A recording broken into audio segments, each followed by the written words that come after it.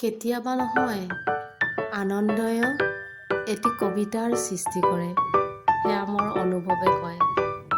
নমস্কাৰ, মই নিলুফা য়াসমিন। মই আজি আহিছোঁ হাজোলৈ ঘূৰিবলৈ। ইয়াৰ সৌন্দৰ্য দেখি মোৰ মনলৈ এটি কবিতা আহিছে আৰু মোৰ কবিতা পুথি অনুভৱে যেতিয়া এৰা নিদিয়ে আপোনালোকে শুনি নিশ্চয় ভাল পাব। তাৰে কবিতা এটি মই আবৃত্তি কৰিম আজি।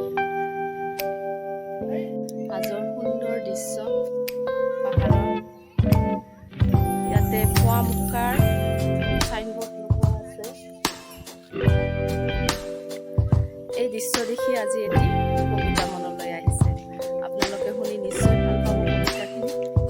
আপোনালোকক শুনাম নিশ্চয় মই। আনন্দৰ যাত্ৰা, মুকলি আকাশৰ তলত আজি আনন্দ বিচাৰি ফুৰিছোঁ প্ৰকৃতৰ দলদলত। সেউজীয়া ৰং সানি মিতালি পাতিছে গছবোৰে, চোৱা নানিলা আকাশনলৈ মেঘবোৰে খিলখিলাই হাঁহিছে। আজি পাতে পাতে পখিলাও নাচিছে, ভাগৰি যেন পৰা নাই তেওঁলোকে।